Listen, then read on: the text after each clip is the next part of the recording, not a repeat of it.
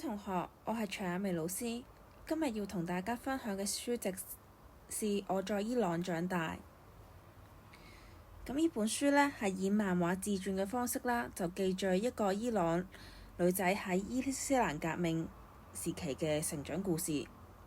咁呢本書呢，就記載故事嘅作者啦，馬贊啦，佢喺伊朗出世長大啦，同埋面對呢個伊斯蘭政治上嘅動盪變化啦。咁之後呢，佢就俾父母送到維也納去躲避呢個戰火啦。最尾再翻返去佢自己故鄉嘅成個歷程啦。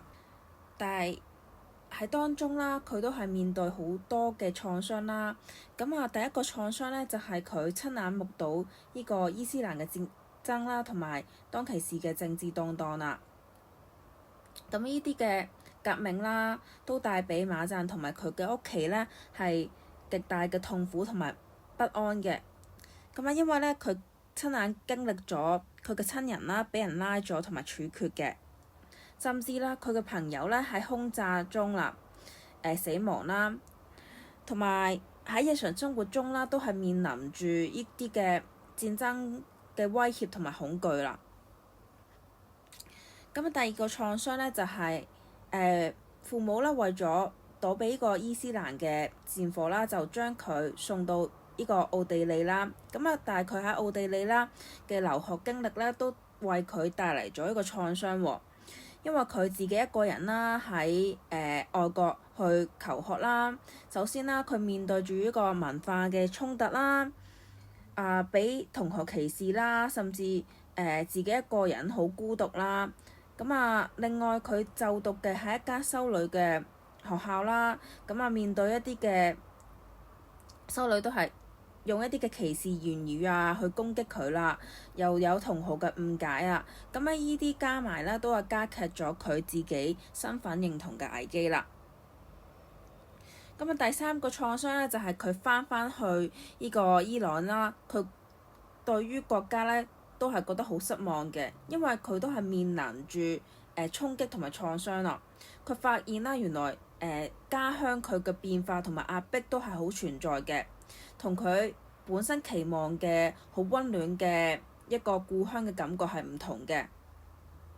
因為伊斯蘭咧係對一個女性好歧視嘅地方，而作者又係女性啦，佢當其時喺嗰個環境下啦，佢會覺得好壓抑啦，同埋當其時因為都係面臨住一啲嘅革命動盪成個軍事化嘅社會風氣啦，都係令佢非常之抑鬱嘅。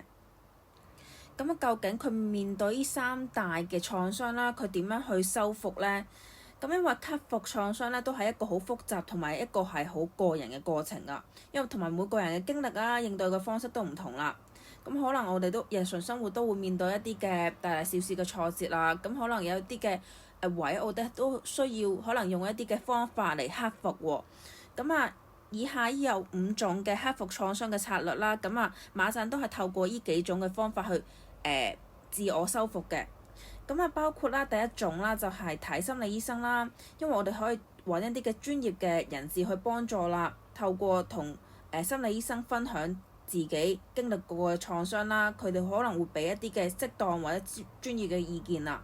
第二種咧就係去嘗試一啲嘅運動啦，因為運動啦係可以幫助我哋增加身體入面多巴胺啦，同埋幫助我哋身體咧都係去放鬆個心，去減輕自己本身一啲嘅壓力嘅。另外第三種咧就係去透過學習啦。因為學習可以建立我哋自己專業同埋自信嘅。呢方面都係可以令我哋產生一個多巴胺啦。故事中馬贊都係透過學習嘅方式啦，去轉移一啲嘅注意力啦，就唔係沉浸喺當其時嗰啲好悲傷嘅情緒當中啦，反而佢係進入一啲嘅藝術嘅領域，因為佢好中意畫畫啦，係啦。呢啲都係可以幫助佢啦，佢建立一啲嘅喺藝術方面嘅專業同埋自信啦。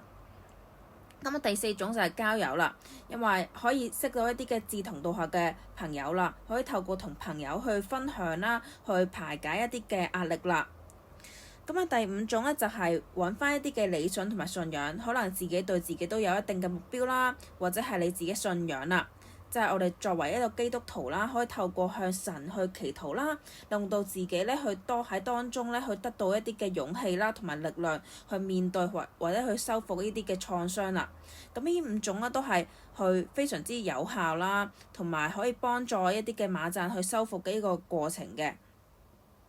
咁最後咧，我都係希望同學可以一齊閱讀《我在伊朗長大》啦。咁呢本書都係教導我哋去堅毅嘅精神啦，因為馬讚佢面對咁多嘅創傷，佢都係去積極去修復嘅，佢都係抱住一個勇氣嘅心啦，同埋佢去堅強去面對嘅。